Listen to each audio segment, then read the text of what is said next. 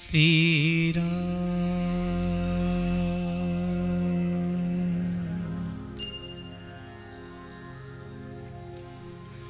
श्री राम श्री राम श्री राम।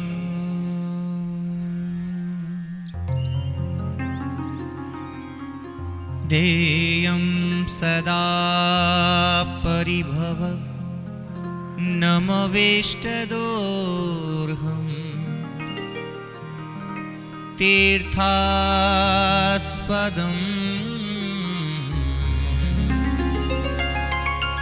शिवविरञ्चिनुतं शरण्यम् रीत्यार्तिहं प्रणतपाल भवाब्धिभूतम् वन्दे महापुरुषते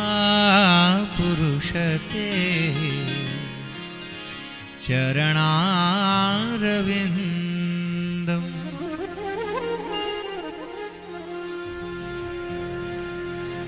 त्यक्त्वा सुदोस्त्यजसुरे सीतराजलक्ष्मी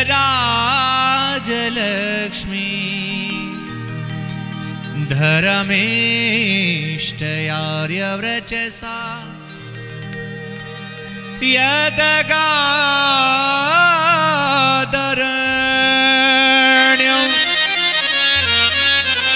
मायामृगं दयितये सीतमवधाव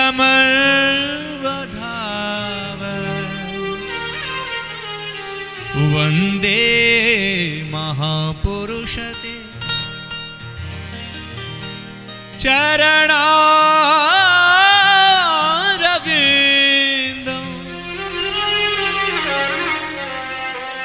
अतुलितबलधामम् हेमशैलावदेहम्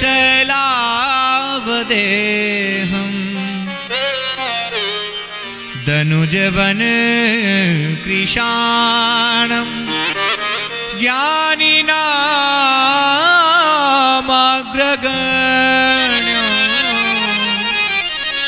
सकलगुणनिधानम्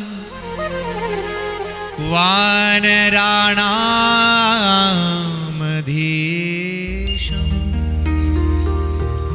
रघुपति प्रिय भक्तं वातजातं नमामि। जय जय श्री राधारमण जय जय नवल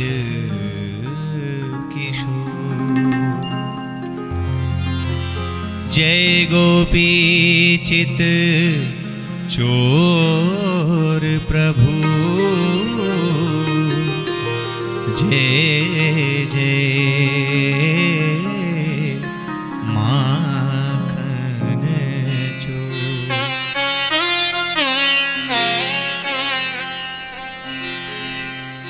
आइए हनुमंत विराजिए कथा करो मति अनुसार प्रेम सहित आसन धरो विराजिए पवन कुमार प्रेम सहित गादी धरो विराजिए पवन कुमार विराजिए पवन कुमार। श्री रामचंद्र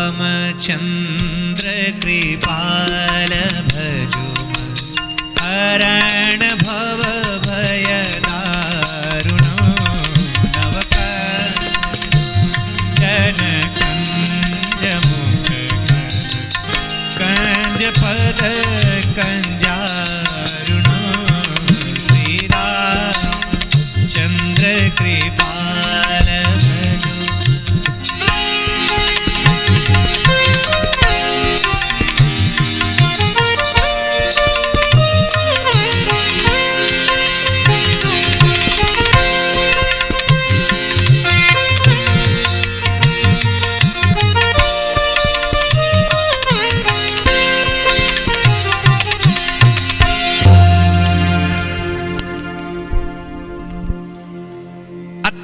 अनुराग से केवट ने श्री राम के चरणों का प्रक्षालन किया। जय हो। और लक्ष्मण के चरणों को भी केवट ने धोया। लक्ष्मण तो गुस्से में खड़े थे ऐसे। केवट ने कहा प्रभु आप भी धुलवा लो। लक्ष्मण जी के मैं नहीं धुलवाऊंगा तेरे से पैर। केवट बोला तो तैर के जाना, क्योंकि मैं नौका में तो बिठाऊंगा नहीं। केवट ने कहा, लक्ष्मण ने कहा क्यों? अरे तुम्हारा संशय राम के चरण धूलि पर था तो मेरा पांव क्यों धोओगे? केवट ने कहा पीछे पीछे आप चलते हो, क्या पता एक कोरज आपके पांव में भी लग गया हो। भाई धोखा हो सकता है ना, इसलिए एक को जगह मुझको छोड़ना नहीं है। सीता जी का भी चरण धोया, लक्ष्मण का भी धोया, और चरणों में प्रणाम करके अत्यंत आदर सहित नौका में केवट ने राम और कुमार लक्ष्मण भगवती सीता को बिठाया और नौका की रस्सी को खोल दिया।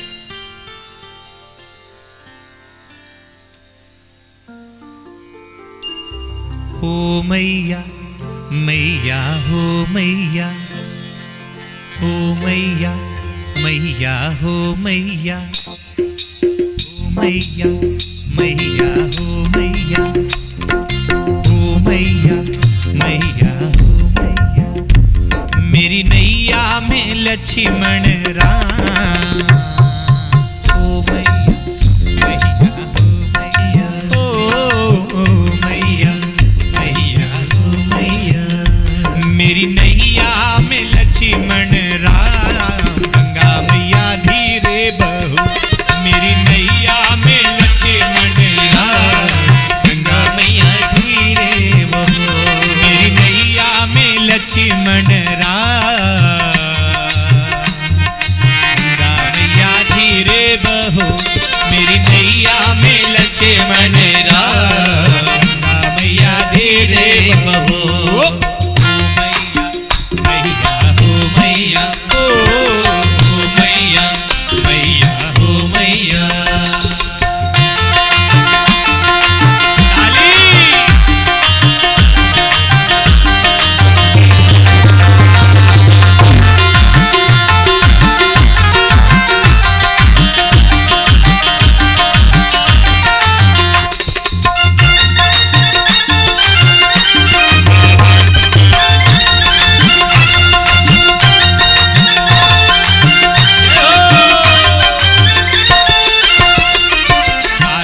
की नैया भागीरथ की गंगा, काठ की नैया भागीरथ की गंगा, काठ की नैया भागीरथ की गंगा, काठ की नैया भागीरथ की गंगा।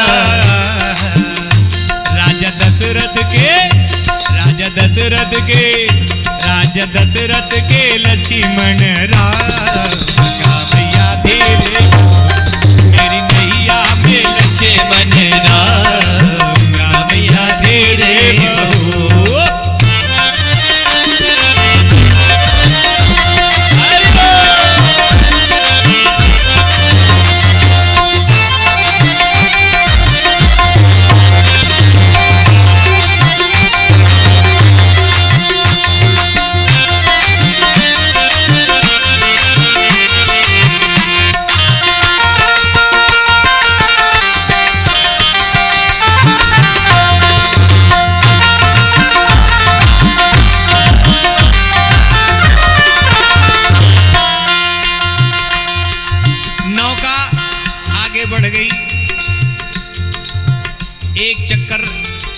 केवट ने अगले किनारे पर नौका को पहुंचाया, वापस मोड़ दिया।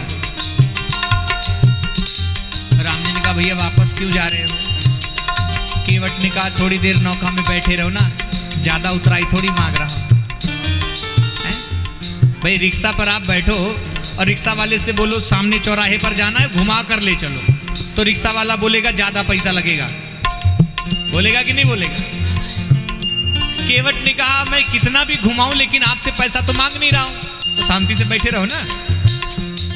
राम जी बोले शांति से तो बैठा रहूं वो तो ठीक है, लेकिन भैया ना नौका ऐसे ऐसे होती ना, मेरे को डर लगता है।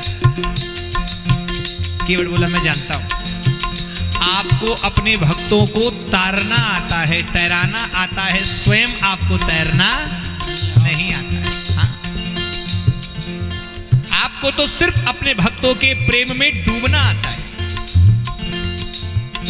लेकिन कोई बात नहीं है प्रभु, अगर आपको इस नौका पे नौका के डगमग होने पर डर लगता है तो आप एक काम करो, आप मेरे पास आ जाओ, इधर इधर आ जाओ, इधर। राम जी पास में आ गए। अब क्या करूं? बोले आप मेरा हाथ पकड़ लो, मेरा हाथ पकड़ लो जोर से। राम जी बोले उससे क्या होगा? बोले उससे ये होगा कि ये नौका पार हो जाएगी, और ये नौका भले पार होने में थोड़ी देरी लग जाए, लेकिन हे प्रभु मेरे जीवन की नौका पार हो जाएगी, क्योंकि जिसका आप हाथ पकड़ लो पार होगा वही जिसको पकड़ोगे राम, होगा वही जिसको पकड़ोगे राम, वो पार होगा वही जिसको पकड़ोगे राम, पार होगा वही जिसको पकड़ोगे राम, जिसको छोड़ोगे पल भर में डूब जाएगा, जिसको छोड़ोगे पल भर में डूब जाएगा, पार होगा वही जिसको पकड़ोगे राम, पार होगा वही जिसको पकड़ोगे राम, वो जिसको छोड़ोगे पल भर में डूब जाएगा, पल भर में डूब जाएगा। ओ मैया मैया हो मैया, ओ मैया मैया हो मैया, हो मैया मैया हो मैया, ओ मैया मैया हो मैया।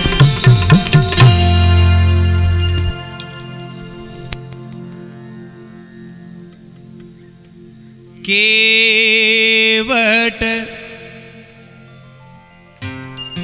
उतरी दंडवत कीन्हा,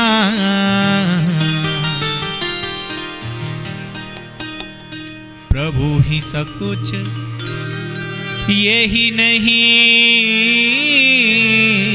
कछु दीन्हा। नौका से पार करके केवट ने उतरकर प्रभु के चरणों में प्रणाम किया। देखो बड़ा अजीब भक्त है ये। हम भगवान के मंदिर में जाएं तो भगवान को पहले प्रणाम करते हैं, बाद में सारी बातें होती हैं। केवट ने पहले खूब सारी बातें कर ली, प्रणाम बिल्कुल बाद में किया। अजीब है ना, कबीर दास का उल्टा ज्ञान, पहले भोजन फिर स्नान। हाँ, और ऐसे कोई लोग बना बना के बोलते थे। कबीर दास की उल्टी बानी और बरसे कंबल भीगे पानी। अब ऐसा लोग क्यों प्रयोग में करते मैं नहीं जानता, लेकिन थोड़ा केवट की अटपटी भक्ति, उल्टी भक्ति देख करके मन को थोड़ा अजीब लगता है। लेकिन चूंकि अटपटी भक्ति ही है इसकी, तो हमें इसे स्वीकार करना होगा। केवट ने उतरकर राम के चरणों में अब प्रणाम किया। हाँ, और प्रभु इसका कुछ यही नहीं कछु दीन्हा, पियहि की सिया जाना निहारी, मणि मुदरी मन मुदित उतारी। सीता जी ने धीरे से अपनी मुद्रिका दे दी और कहा भैया केवट को उतराई दे दो। राम ने वह मुद्रिका केवट को देना चाहा, केवट ने पांव पकड़ लिए, बोले प्रभु क्षमा करे, अब मैं आपसे यह उतराई नहीं ले सकता, क्योंकि मैंने पहले ही सौगंध खाई थी। मुहे राम राउर आन दशरथ सबद सब साची को, कसम तो मैंने पहले ही खाई थी। सो प्रभु मैं मेरी कसम तो कम से कम तोड़ नहीं सकता, पहली बात। और दूसरी बात यह कि एक केवट दूसरे केवट से उतराई नहीं लेता। इतना कहना था कि लक्ष्मण जी फिर आग बबूला हो गए। ओए थोड़ा होश में बात कर, नीच जाति का कहीं का। अरे तू केवट होगा, हम केवट थोड़ी है। केवट बोला नहीं नहीं, मैंने सच में थोड़ा गलत कह दिया। वो बात ये है कि हम छोटे केवट हैं, आप बड़े केवट हैं, आप हमसे भी बड़े केवट हैं। लक्ष्मण जी एकदम आग बबूला हो, अभी तो मैं तुझे छोड़ूंगा नहीं। केवट ने कहा पहले बात तो सुन लो, छोड़ना नहीं छोड़ना आपकी मर्जी, सुन लो पहले बात। आप बड़े केवट कैसे हैं, राम जी बड़े केवट कैसे हैं, मैं बताता हूं कैसे। बोले कि मैं इस छोटी सी सरिता का केवट हूं, गंगा के घाट का केवट हूं। मेरे इस घाट पर जो आता है पथिकों को नौका में बिठा के इधर से उधर और उधर से इधर लाकर पहुंचाने वाला मैं छोटा केवट, और आप भव सागर के केवट हैं, क्योंकि अपने भक्तों को भव सागर से पार पहुंचाने का काम करते हैं। इसलिए आप बड़े केवट और हम छोटे केवट। जाति पाति न्यारी ना हमारी और तुम्हारी नात, हमारी और तुम्हारी जाति बिल्कुल भी न्यारी नहीं है। बस एक निवेदन है, नाई से ना नाई लेत, धोबी ना धुलाई देत, दे के उतराई मेरी जाति ना बिगाड़िए। आए प्रभु मेरे घाट, मैंने तो उतार दी हो, जाऊं जो तिहारे घाट, मुंह को उतारिए। आप मेरे घाट पर आए, मैंने आपको पार कर दिया, और जब मैं आपके घाट पे भवसागर घाट पर आऊं तो आप मुझे भी पार कर देना, हमारी आपकी बराबरी हो जाएगी, लेना देना बराबर हो जाएगा। भाई केवट का काम मैंने किया, केवट का काम आप भी कर देना। मैंने आपको पार कर दिया, आप मुझको पार कर देना। मेरे प्रभु को बहुत अच्छा लगा। बातें तो बड़ी गजब गजब की करता है ये केवट। हाँ।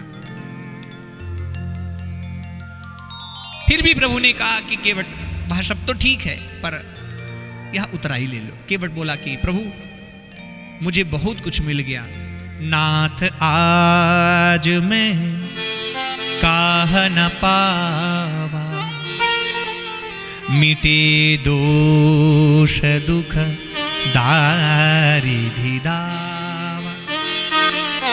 हे रघुनाथ आज मुझे बहुत कुछ मिल गया। मैं बहुत काल से इस गंगा के घाट पर केवट बनकर लोगों की मजदूरी करता हूं, नौकरी करता हूं, और सच कहूं रघुनंदन तो कभी कभी उदंड लोग आ जाते, मुझसे ठीक से बात भी नहीं करते हैं।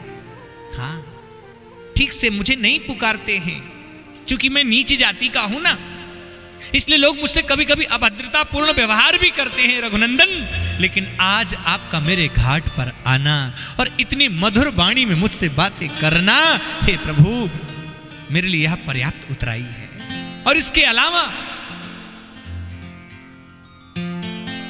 मिटे दोष, आज मेरे जीवन का दोष मिट गया। मेरी छाया किसी पवित्र व्यक्ति पर पड़ जाए, कोई ब्राह्मण वर्ण का हो, कोई क्षत्रिय वर्ण का हो, अथवा वैश्य वर्ण का व्यक्ति भी हमसे अनादर करता था, हमारी छाया भी उस पर पड़ जाए ना, तो लोग क्या करते थे मालूम? हम छूते नहीं थे उसको। हम में कितनी अपवित्रता थी, हम उस व्यक्ति को छूते नहीं थे, बस अगर हमारी उस पर छाया भी पड़ जाए तो जाकर नहाता था, स्नान करता था, उसको लगता था कि मैं अपवित्र हो गया। लेकिन हे जग को पावन करने वाले रघुनाथ, हे जग को पवित्र करने वाले मेरे श्री राम, आपके चरणों को धुलने मात्र से मुझ में इतनी पवित्रता आ गई है कि अब मुझे और कोई उतराई नहीं चाहिए, मुझे पर्याप्त उतराई मिल गई। आपने अपने चरणों को मुझे स्पर्श करने का अधिकार दिया, इसलिए मिटे दोष। आज मेरे जीवन का दोष समाप्त हो, और आज मेरी दरिद्रता भी समाप्त हो गई। कैसी दरिद्रता? बोले दरिद्रता ऐसे समाप्त हो गई कि पहले मन में बहुत कुछ भावनाएं आती थी, यह मिल जाए, ये मिल जाए, ये मिल जाए, वो मिल जाए। लेकिन हे प्रभु आज मेरे जीवन से कुछ भी पाने की इच्छाएं समाप्त हो गई। मेरे प्रिय श्रोताओं, मेरे बाबूजी लोग, आप जानते हो कई बार हम झोपड़ी में रहने वाले, टूटी फूटी कुटिया में रहने वाले व्यक्ति को हम दरिद्र कह देते हैं। पर याद रखना, कभी भी किसी भी गरीब व्यक्ति को दरिद्र मत बोलना, क्योंकि ऐसा कहने से उस गरीब व्यक्ति की गरीबी का अपमान होता है। गरीब में और दरिद्र में बहुत अंतर है जी, बहुत अंतर। जितना अंतर जमीन और आसमान का होता है उतना अंतर होता है गरीब में और दरिद्र में। हाँ, गरीब कौन है? बोले वस्त्र का अभाव होना गरीबी है।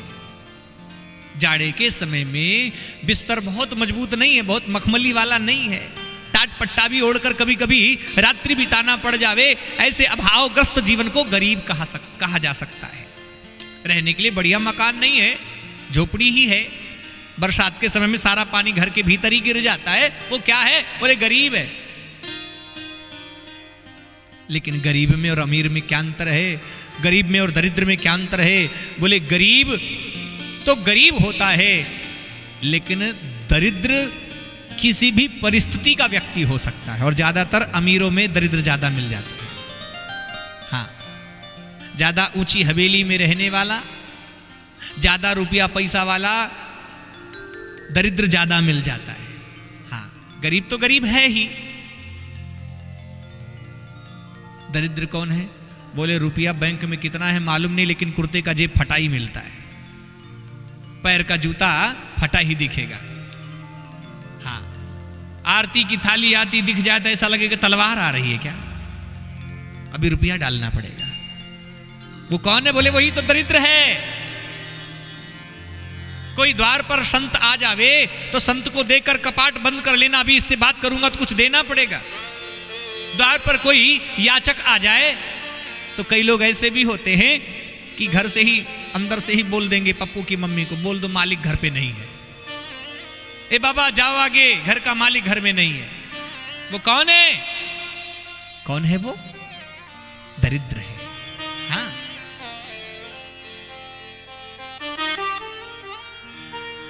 एक व्यक्ति ने, दरवाजे पर कोई आया था ऐसे ही याचक,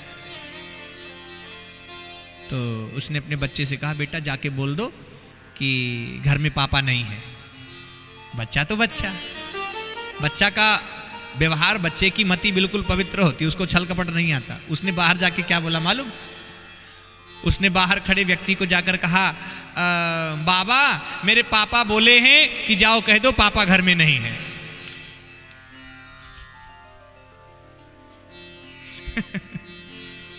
बात समझ में आई? आई समझ में? पापा बोले हैं कि जाओ कह दो कि पापा घर में। कौन है वो? वही तो दरिद्र है। जिसके पास अभावग्रस्त जीवन हो वह गरीब है, और जिसके पास सब कुछ होने के बाद भी तृप्ति ना हो वही तो दरिद्र है ना? एक राजा, एक महात्मा जी जा रहे थे, रास्ते में उनको कौड़ी मिल गया। कौड़ी जैसे अभी हम लोग रुपया पैसा करते हैं ना, मोल भाव वस्तुओं को, सामान को खरीदने के लिए, तो मूल्य उसका होता है कि कितने रुपए का है। तो प्राचीन काल में किसी चीज को खरीदना हो तो पूछा जाता था कितने कौड़ी का है। पहले, अभी पैसा पूछा कितने रुपए का है, पहले पूछा जाता था कितने कौड़ी का है। तो ऐसे महात्मा जी ने एक कौड़ी कहीं जमीन में पड़ा पा लिया। अब देखो ना, महात्मा जी ने उस कौड़ी को उठाया, कमंडल में रखा। लोगों ने पूछा महात्मा जी ये कौड़ी आप क्या करोगे? आप तो ठहरे साधु महात्मा, आपके तो किसी काम का है नहीं। बोले ये कौड़ी में रखूंगा, किसी दरिद्र को दूंगा। किसको दूंगा? किसी दरिद्र को दूंगा। कई वर्ष बीत गए, महात्मा जी कौड़ी को कमंडल में रख के घूमते रहे। एक दिन महाराज जी जा रहे थे, तब तक एक दिशा से विशाल सेना लेकर के एक राजा कहीं युद्ध करने जा रहा था। बड़ी सी सेना, घोड़े, हाथी, रथ, पैदल, धूल आकाश में खूब जोर से उड़ रही थी। महाराज जी रुक गए उधर ही। महात्मा जी जो कौड़ी लेकर कमंडल में रखा था ना जिन्होंने, उधर ही खड़े हो गए। एक सेना को रोका, भैया ये क्या है, कहां जा रहे हो? बोले पूरब के राजा ने पश्चिम के राजा पर चढ़ाई कर दिया है। महात्मा जी ने पूछा पर क्यों? बोले अरे कोई कारण विशेष नहीं है, बस पूरब के राजा पश्चिम के राजा को पराजित करके उनका खजाना, उनकी धन दौलत अपने खजाने में मिलाना चाहते हैं। क्यों भैया, ये तुम्हारे पूरब के जो राजा हैं उनके पास खजाना नहीं है क्या? बोले है ना, बहुत बड़ा खजाना है। अच्छा, तो इनके पास पहले से खजाना है तो पश्चिम के राजा को हरा कर उनका खजाना, अरे बोले और बड़ा करना चाहते हैं, और कोई बात नहीं है, बस इतना ही है। महात्मा जी बोले मिल गया, दरिद्र मिल गया, आज बहुत दिन बाद मिला है पर मिल गया, अच्छा है, भगवान की बड़ी कृपा है। अब जब वह राजा अपनी सेना के बीचों बीच अपने रथ पर बैठकर जा रहा था, महात्मा जी बिल्कुल मार्ग के बीच आकर खड़े हो गए, बोले ठहर जाओ। उस राजा ने महात्मा की ओर देखा और कहा महात्मा जी किनारे हट जाओ, रास्ता खाली करो। बोले नहीं, तुमसे मिलना है मुझको, बहुत दिन से मैं तुमको खोज रहा था। अच्छा अच्छा, राजा नीचे उतर कर आ गया। जी बताइए। बोले हाथ ऐसे करो, ऐसे करो ना, हाथ ऐसे ऐसे। राजा ने कहा कि बोले करो तो बताता हूं ना। उस राजा ने हाथ ऐसे किया होगा, महात्मा जी ने कमंडल में हाथ डाला और एक कौड़ी जो पाया था रास्ते में उन्होंने उठा करके उस राजा के हाथ में रख दिया। बोले तुम्हारे लिए, मैं सोच रहा था कोनो दरिद्र मिलता उसको दे देता, तुम बढ़िया हो, बढ़िया दरिद्र तुम ही हो, और दूसरा कोनो मिला ही नहीं हमको। राजा गुस्से में आ गया, महात्मा सम्राट हूं, एक इशारे पर गर्दन कट जाए। बोले जो तुमको करना है कर लो, पर हमारा तो संकल्प था कोनो दरिद्र को दूंगा, तुम मिल गए मुझको, बड़ी कृपा है भगवान की। मुझको दरिद्र कैसे बोला? बोले तुम्हारे पास राज्य है? बोले हाँ है ना, बहुत बड़ा राज्य है मेरा। तो अगर तुम्हारे पास राज्य है तो दूसरे राज्य पर आक्रमण करने क्यों जा रहे हो? थोड़ा सा खजाना पाने के लिए, थोड़ी सी दौलत पाने के लिए तुमने सोचा है कि उस राज्य पर जब तुम आक्रमण करोगे, पश्चिम राज्य पर तुम आक्रमण करोगे, तो उधर की सेना भी तुमसे लड़ेगी अपनी प्राण रक्षा के लिए, और ऐसे में तुम्हारे पक्ष की सेना और उस पक्ष की सेना दोनों आपस में लड़ेगी, उसमें ना जाने कितने सैनिक मारे जाएंगे। तुमने सोचा? हाँ, ना जाने कितनी महिलाएं विधवा हो जाएंगी, ना जाने कितने बच्चे अनाथ हो जाएंगे, ना जाने कितने वीरों के शरीर से बहता हुआ खून हरी भरी भूमि को, उर्वरा भूमि को रक्त रंजित कर देगी। तुमने सोचा? तुमको तो केवल खजाना बड़ा करना है, ना जाने कितने लोग मार दिए जाएंगे। ये तुम्हारी दरिद्रता की पराकाष्ठा नहीं है तो और क्या है? बोलो। राजा को एहसास हुआ, महात्मा ठीक कहते है मेरे पास, लेकिन और चाहिए। आपने कभी गौर किया है माताओं, बेचारा चौराहे पर सब्जी बेचने वाला जो 200 का सब्जी खरीदता है, उसमें बड़ी मंडी से उठाता है, आलू अगर 10 रुपए किलो है तो 12 रुपए में बेचता है, क्योंकि वह उठाकर लाता है, ठेला चलाकर लाता है, दिन भर घूमता है, सब्जी ले लो, सब्जी ले लो, सब्जी ले लो, पूरे दिन बेचारा घूमता है। और आप जब घर से बाहर निकलकर सब्जी वाले से पूछो आलू कैसे दिया, और वह 12 रुपए का बोलेगा, 12 रुपए का आलू, मंडी में तो 10 का मिलता है। एक बात बताओ, 9.5 में दोगे क्या?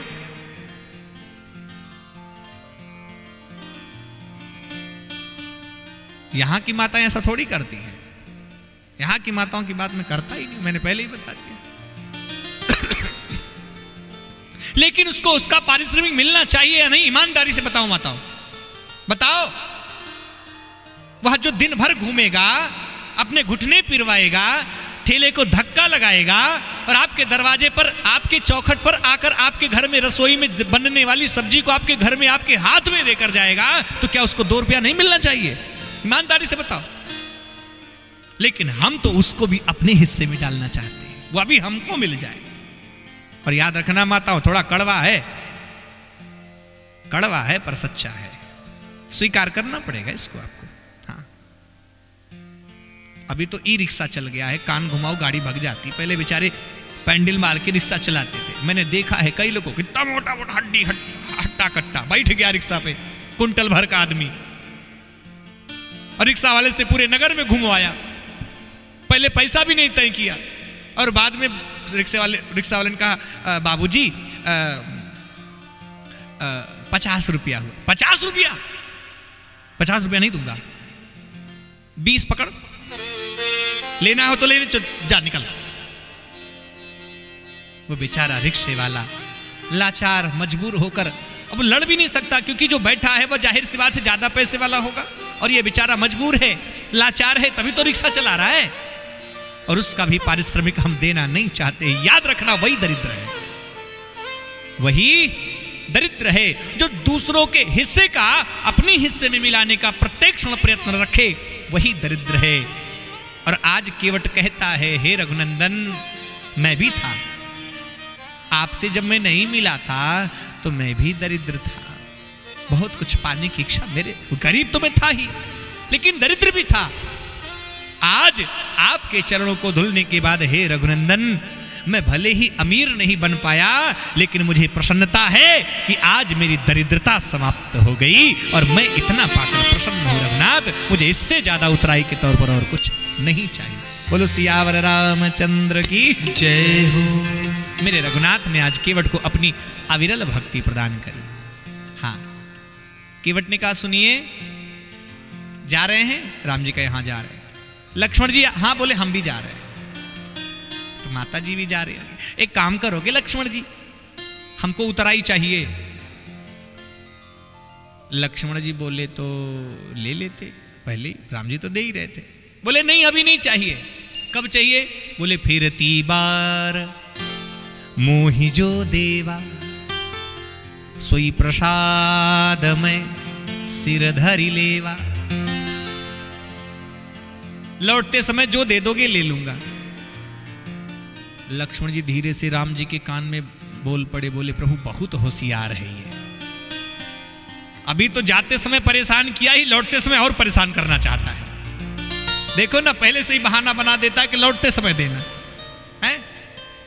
राम जी आप कुछ मत बोलना, वरना लक्ष्मण जानते हैं कि अगर राम ने कह दिया हाँ ठीक है आऊंगा, तो राम को आना पड़ेगा, क्योंकि राम अपना वचन कभी भी झूठा, रामो द्वैरिण अभिभाषित है, राम कभी असत्य नहीं बोलते।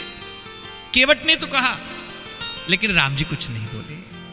आगे की यात्रा करते हुए भगवान श्री राम महात्मा भरद्वाज ऋषि की कुटिया में पहुंचे। ये वही भरद्वाज ऋषि हैं जिनसे कथा शुरू हुई थी। पहले दिन की कथा मैंने आपको सुनाया था ना, है ना, याद है आप लोगों को? ये वही भरद्वाज ऋषि हैं, प्रयाग में रहते हैं। भगवान श्री राम यात्रा करते हुए प्रयाग की धरती पर पहुंचे और उन्हीं महात्मा की कुटिया में पहुंचे, उन्हीं भरद्वाज ऋषि की कुटिया में चरणों में प्रणाम किया। दोनों ने एक दूसरे से कुशल क्षेम पूछी। भगवान श्री राम ने कहा, बाबा मुझे आगे जाने का रास्ता बताओ। 4 शिष्यों को भेजा रास्ता दिखाने के लिए। भगवान और आगे बढ़े और यात्रा करते हुए श्री राम अब पहुंच गए चित्रकूट की धरती पर। भगवान श्री राम ने कुमार लक्ष्मण को पर्णकुटी बनाने का संकेत किया। कुमार लक्ष्मण ने सुंदर सी कुटिया बनाई और अब भगवान श्री राम चित्रकूट की धरती पर निवास कर रहे हैं। और इधर भगवान श्री राम के जाने की सूचना पाकर जब सुमंत ने आकर महात्मा महाराजा दशरथ को बताया राम लौट कर नहीं आए, तो राम राम कही राम कही राम राम कही राम, तनु परिहरि रघुवर विरह राव गए वो सुरधाम। सम्राट दशरथ ने राम के वियोग में 6 बार राम राम राम राम राम राम राम कहकर अपने देह का त्याग कर दिया। दशरथ जी की मृत्यु हो गई राम के वियोग में। और अब आकस्मिक मृत्यु दशरथ की हुई है। भरत शत्रुघ्न अयोध्या में उपस्थित नहीं है।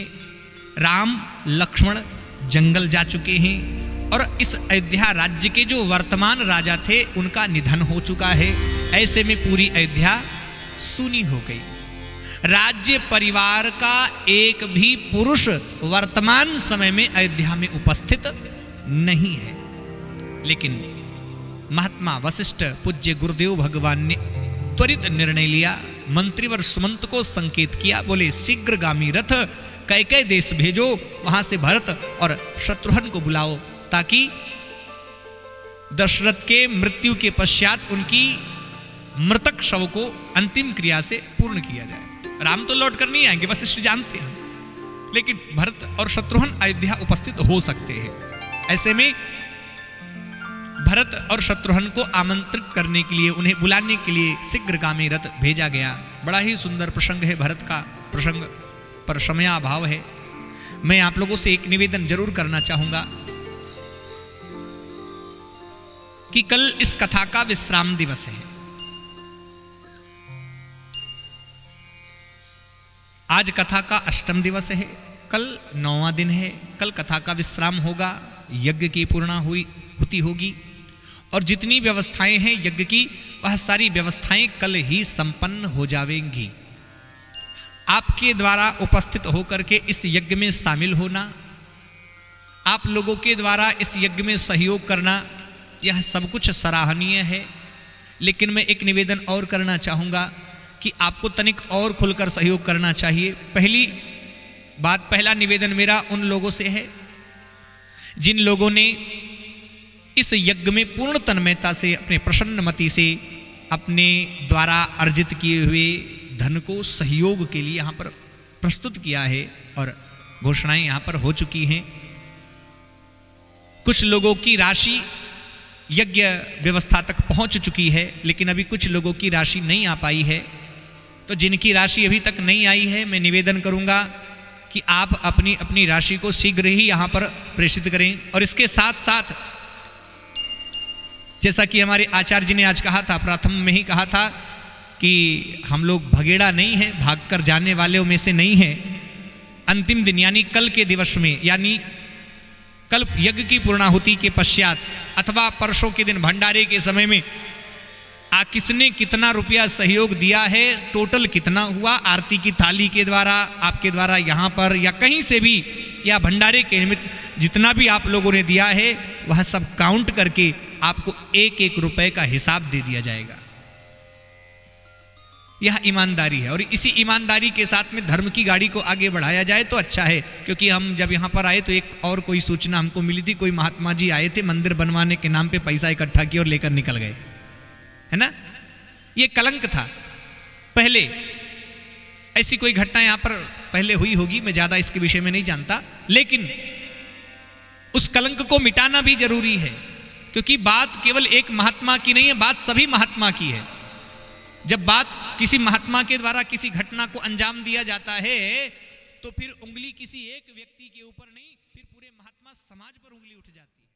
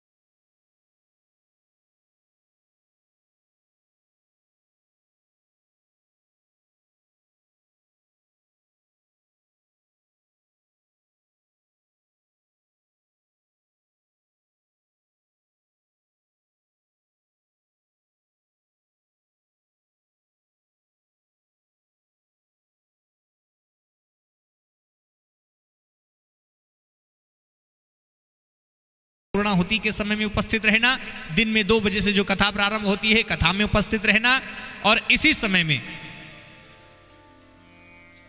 और हाँ, अपने अपने घरों से आप हवन सामग्री भी लेकर के आना।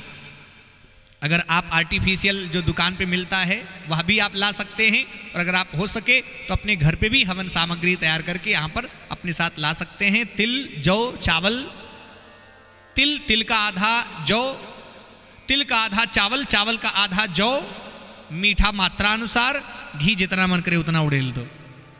हाँ, घी में कोई मात्रा नहीं देखी जाती है यज्ञ के समय में। और भंडारे में आपका अन्नदान भी आना चाहिए। बहुत सारे लोगों का अन्नदान आया, लेकिन बहुत सारे लोगों का नहीं आया है। तो जिनका नहीं आया है, देखो मुट्ठी भर ही सही, वो क्या है ना, अन्न जब उपजाया जाता है खेत में बहुत सारे जीव मर जाते हैं। हल जब चलता है, खेत में जब पटाई किया जाता है पानी का, तो बहुत जीव जंतु मर जाते हैं। और ऐसे में आपके घर में रखा हुआ एक एक अन्न का दाना पाप से लदा हुआ होता है, क्योंकि बहुत जीव मारे जाते हैं तब एक अन्न का दाना उपजता है। और उसको जब आप खाते हो तो वह पाप खाते हो, और जब उसका दशांश आप दान दे देते हो यज्ञ में, साधु ब्राह्मणों के भोजन में, या किसी गरीब व्यक्ति को, तो उसका संपूर्ण पाप 10वें हिस्से में होकर के निकल जाता है, और वह आपका अन्न सर्वथा पवित्र हो जाया करता है। इसलिए यज्ञ में भंडारे के लिए आप सभी लोग अपने अपने घरों का अन्न दान में जरूर पहुंचावे। ज्यादा नहीं दे सकते तो थोड़ा थोड़ा ही सही, लेकिन आपका सहयोग यज्ञ के भंडारे में आना जरूर चाहिए। बोलो राजा रामचंद्र भगवान की।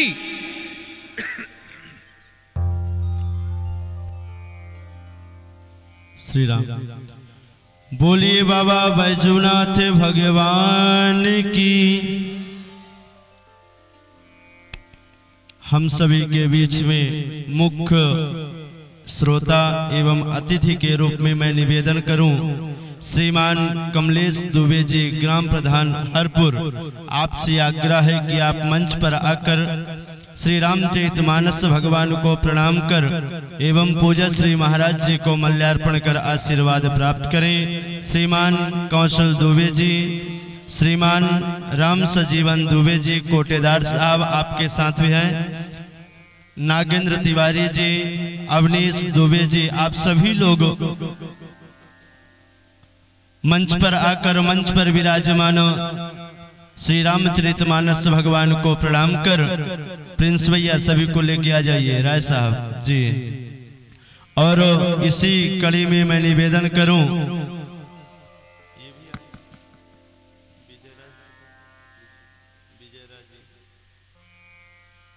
श्रीमान विजय राय जी, बिट्टू राय जी के मामा के लड़के, श्रीमान महेंद्र जी प्रधान, श्रीमान धर्म किशोर राय जी, श्रीमान, आप सभी लोग आएंगे, माला दीजिए, और आप सभी लोग अपने तालियों से स्वागत करेंगे। हाँ, आज 8वां दिन है ना, तो आप लोग तो घिस पिट चुके हैं। जोरदार करतल ध्वनि के साथ स्वागत करेंगे। बिना आरती और प्रसाद के आप लोग बिल्कुल नहीं जाइएगा। विजय किशोर राय जी, धर्म किशोर राय जी महाराज जी का मल्यार्पण कर स्वागत कर रहे हैं जोरदार करतल ध्वनि के साथ। और श्रीमान संदीप यादव जी, आपकी ओर से इस कथा को निर्विघ्न पूर्वक संपन्न करने के लिए 2100 रुपए की सहयोग राशि आई है। जोरदार करतल ध्वनि के साथ स्वागत करेंगे, तालियों में कमी मत करिए।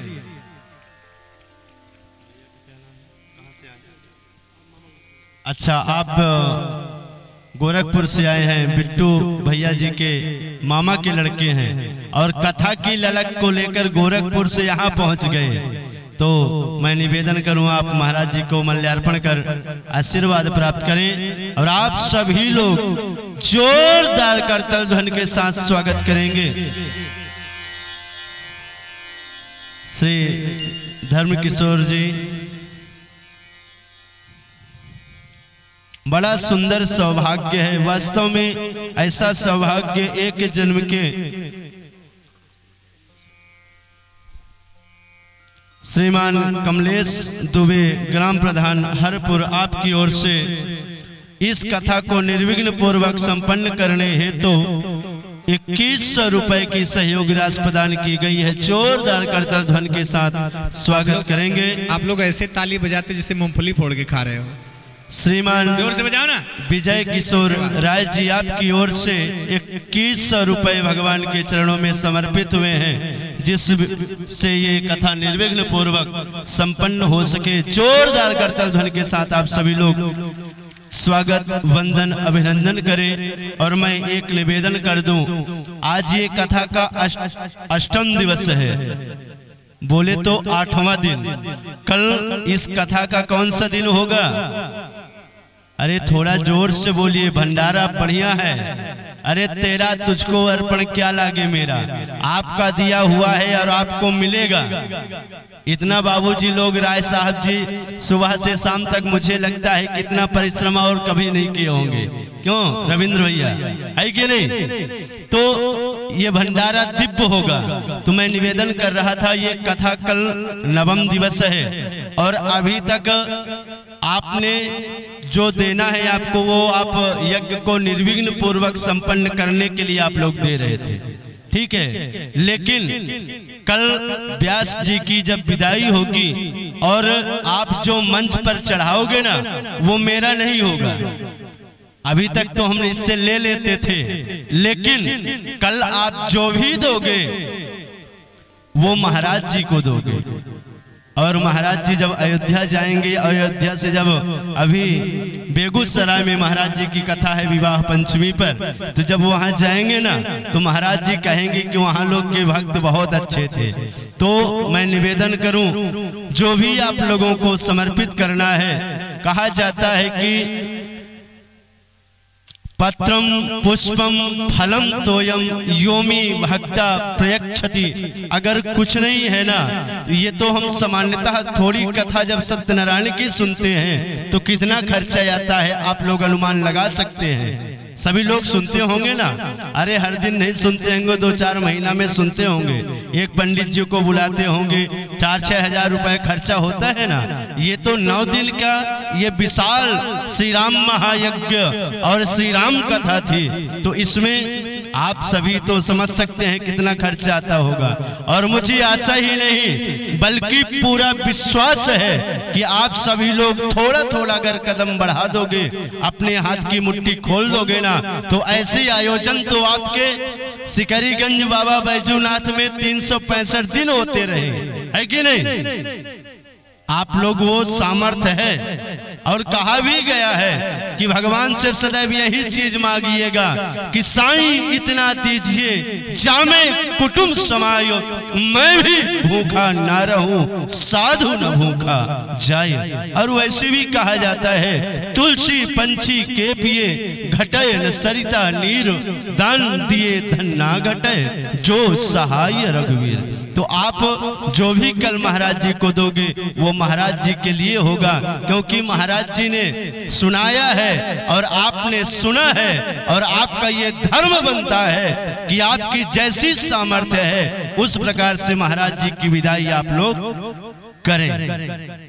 करेंगे ना सभी लोग। एक बार अपने लिए ताली बजा दीजिए कि आप लोग इतना अच्छे से बैठे हैं। और अपनी बारी आती है तो ऐसे भी आप लोग तो जोर से ही बजाते हैं। और कल इस यज्ञ का पूर्णाहुति है, कल हवन भी होगा।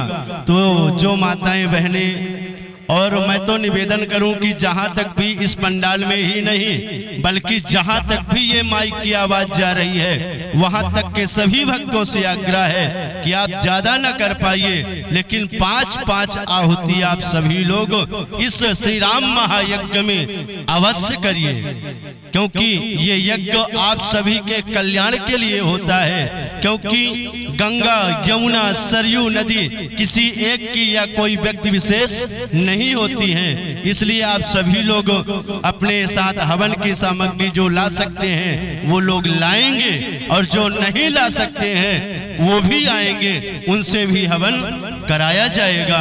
और विशाल भंडारे का दिव्य आयोजन है, उसमें आप सभी लोग जो भी अन्न का, तेल का भंडारे में तो आप सभी को पता है कि पूरी सब्जी बनना है, हलवा बनना है। इसमें जिसके पास जो भी व्यवस्था है, क्योंकि अभी तक ऐसी व्यवस्थाएं नहीं है कि पूर्ण रूपेण हम लोग मतलब कर सकें। अगर आप सभी लोग थोड़ा थोड़ा सहयोग करेंगे तो ये मेरा विश्वास है कि आपके यहाँ ये होने वाला आयोजन और पूर्णाहुति यज्ञ भंडारा एक अद्वितीय होगा। आप लोगों ने बहुत किया होगा, लेकिन इसको भी एक दीवाल में स्वर्ण अक्षरों में ये कार्यक्रम भी बाबा बैजूनाथ के दरबार में लिखा जाएगा।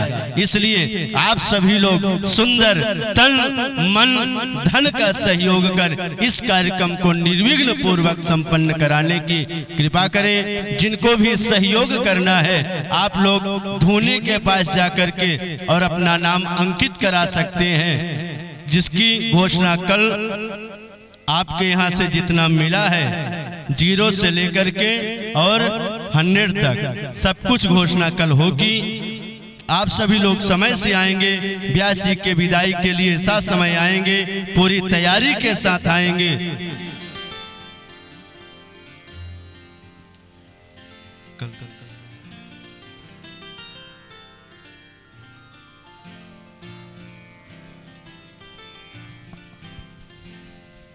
कल के हमारे यज्ञ पूर्णाहुति के यजमान श्रीमान ओम प्रकाश राय, पूर्व प्रधान बसवारी गांव, श्रीमान गणेश चौहान विधायक धनघटा, आप भी कल उपस्थित होंगे।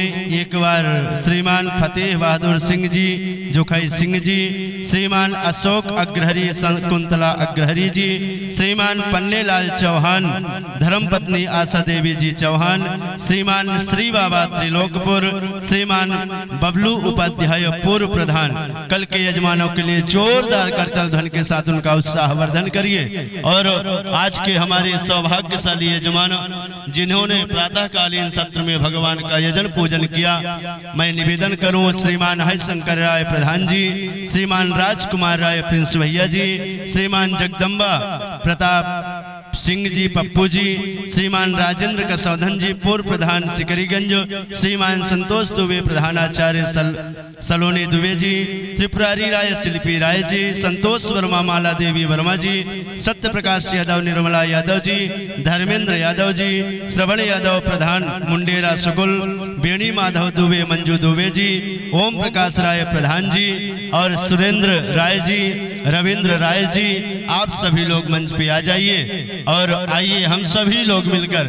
और हमारे विनोद जी ये मैरिज हॉल के मालिक, विशाल मैरिज हॉल के मालिक जी हैं, आपकी ओर से भी इस यज्ञ में 11,000 रुपए की सहयोग की गई है। जोरदार करतल ध्वनि के साथ सभी दानदाताओं के लिए आप सभी का उत्साहवर्धन करें। आप सभी लोग मंच पे आ जाइए। आइए आरती, सभी लोग खड़े हो जाइए, सभी लोग थोड़ा थोड़ा आगे आ जाइए। अरे सभी लोग आगे आना चाहते हैं ना, आगे बढ़ना चाहते हैं, थोड़ा थोड़ा आगे आइए। आइए रविंद्र भैया, बड़ा अच्छा स्वभाव है आपका। आइए सभी लोग आरती में खड़े हो जाएं। ओम ज्वाला मालिन्यै नमः, रत्नायै नमः। हरि ओम मा चंद्रमा मन सूर्यात चक्षो, सूर्यो अजायत स्रोतात् वायुष प्राणश्च मुखं दग्निरजायत।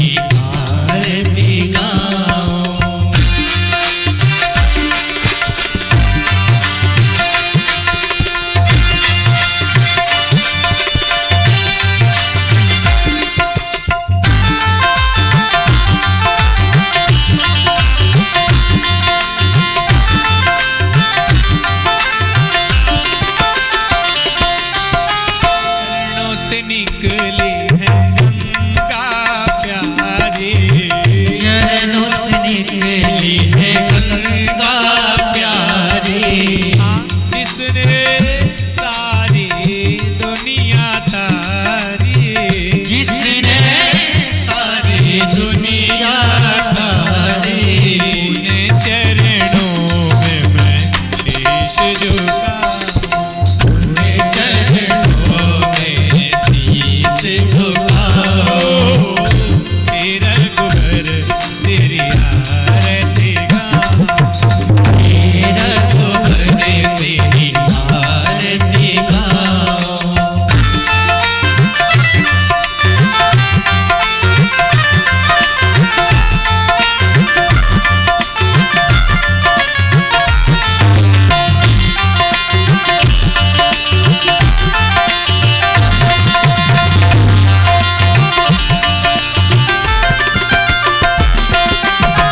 पीठ मुकुट तेरे शीश पे सोहे, शीश मुकुट मेरे शीश पे सोहे। प्यारी छवि देखो मुनि बन मोहे, प्यारी छवि को मुनि बने मोहे। देखी छवि मैं तो भली भली जाऊं, देख छवि में को भले जाऊं। तेरा गुबर तेरी आरती गाऊं, तेरा गुबर तेरी आरती गाऊं।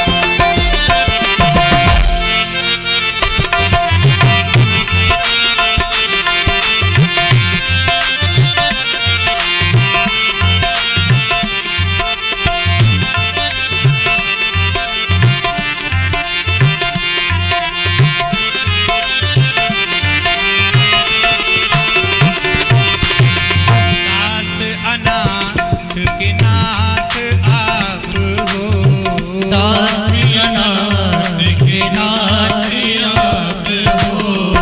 सुख दुख जीवन प्यारे साथ आप हो, सुख दुख जीवन प्यारे साथ आप हो। तेरे चरणों में मैं भले भले जाऊं, तेरे चरणों में भले भले जाऊं।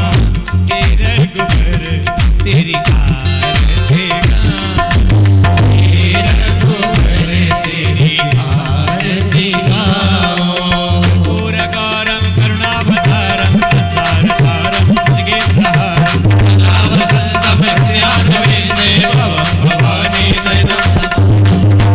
माता पिता त्वमेव त्वमेव बन्धु जगता त्वमेव, त्वमेव विद्या त्वमेव, त्वमेव सर्वं मम देव देव। त्वमेव सर्वं देव देव, त्वमेव सर्वं मम देव देव। त्वमेव सर्वं मम देव देव।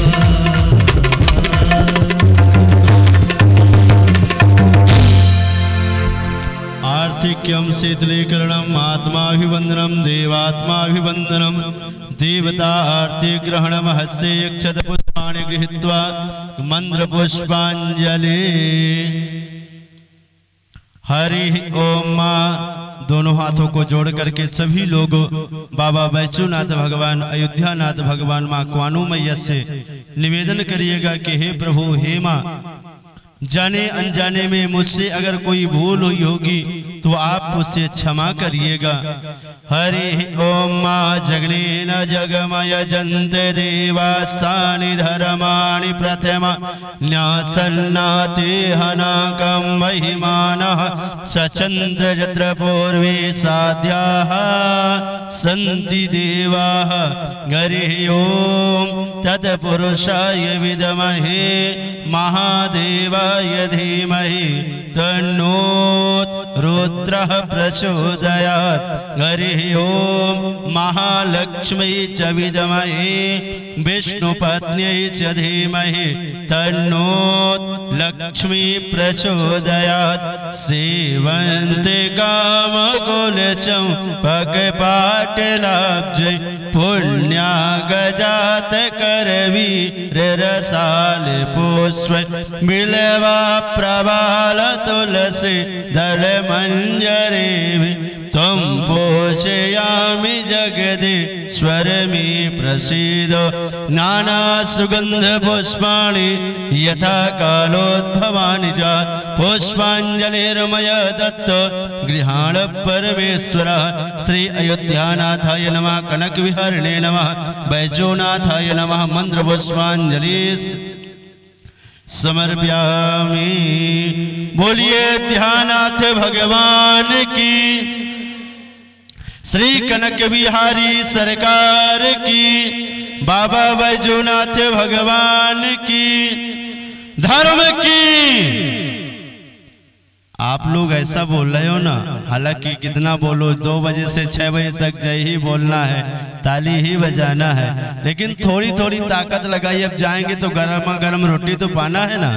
धर्म की और थोड़ी सी, धर्म की अधर्म का, प्राणियों में विश्व का, गौ माता की, गौ हत्या, श्री राम जन्मभूमि की, श्री कृष्ण जन्मभूमि की, काशी विश्वनाथ की, काशी विश्वनाथ की, कथा सुनने वाले की, कथा न सुनने वाले की, दान देने वाले की,